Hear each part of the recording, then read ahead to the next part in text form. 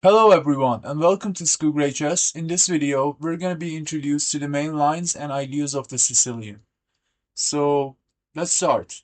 White plays e4, black plays c5, the Sicilian, and after c5, black has taken control of the crucial d4 square and is ready to answer d2, d4 with c captures on d4, thus eliminating one of white's central pawns and lessening white's control of the center. This allows both sides the opportunity to play for a win from the start. White plays knight to f3, d6, the modern variation, d4, c captures on d4, knight captures on d4. White is ahead in development and can develop more freely. Black, however, has a structural advantage in that he has an extra central pawn, which gives him long-term chances of taking control of the center. A typical imbalance has arisen. All right. Let's move on to the dragon variation. e4, c5, knight f3, d6, d4, c captures on d4, knight captures on d4, knight to f6, knight to c3, g6. This is the starting position for the Sicilian dragon. The dragon variation is the Sicilian in its most natural and logical form. Black develops his pieces on their most active squares. Now white can play bishop to e3 or bishop to e2, which is the classical variation. White develops in a classical manner and castles kingside in this scenario. Or white plays bishop to e3.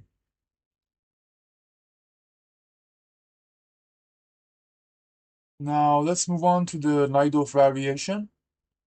e4, c5, knight to f3, d6, d4, c captures on d4, knight captures on d4, knight to f6, knight to c3, a6. The Najdorf variation is one of the most ambitious and positionally more motivated lines of the Sicilian, and along with the dragon, also one of the most popular.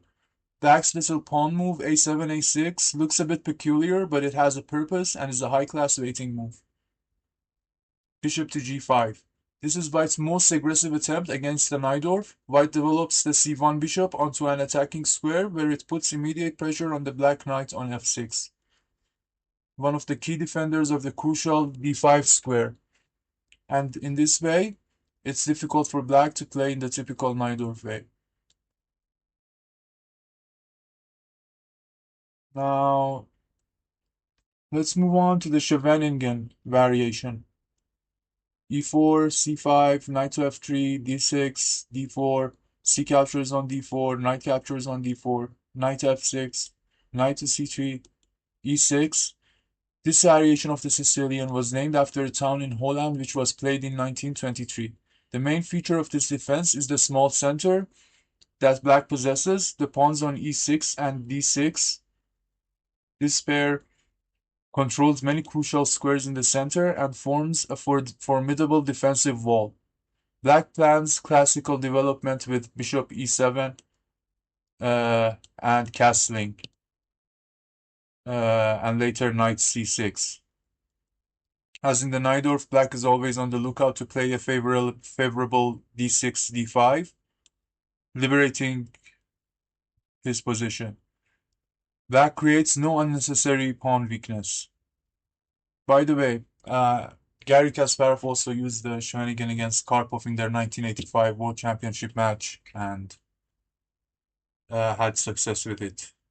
So, g4. The Keres attack is the most aggressive way to meet the Scheveningen and is a crucial test of the defense's viability. White plans to dislodge black's defensive knight from its f6 post and get as much space on the king side as possible. Also possible is bishop e3, the English attack, or bishop e2. The classical approach with this move, white plans to develop his pieces and castle kingside. Or bishop to c4, the Fischer attack. It's a favorite of Bobby Fischer's. The king's bishop is aggressively placed on c4, although at the moment the pawn on e6 does a good job of blunting its power.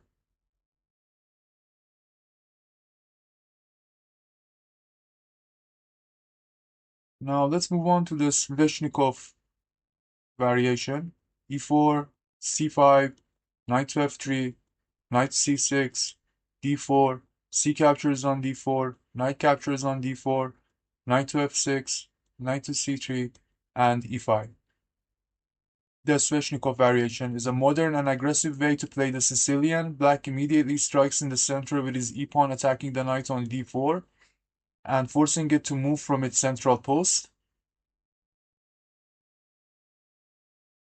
Yeah. Now let's move on to the old Sicilian. e4, c5, knight to f3, and knight to c6. This is old Sicilian, which can introduce a few variations such as the classical, the Taimanov, and the accelerated dragon. White replies d4, c captures on d4, knight captures on d4, and knight to f6. Knight to c3 and e5. White should have a good reason if he wants to exchange knights on c6, especially if black can strengthen his center by recapturing with the b pawn. Now the classical variation. e4, c4, c5, knight to f3, d6, d4, c captures on d4, knight captures on d4, knight to f6, knight to c3, knight to c6. The classical variation is a solid and dependable choice for black and has been used at the highest level. The word classical refers to black's normal Sicilian style development. Both knights have reached their most natural posts, and black keeps his options open. And bishop to g5, the Richard Rouser attack is white's most popular choice against the classical. White develops his c1 bishop early in preparation of queenside castling.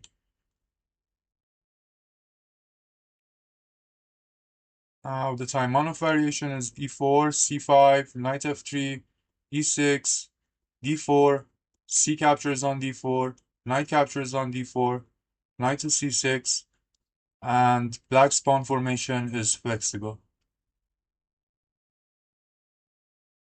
Now let's move on to the accelerated dragon.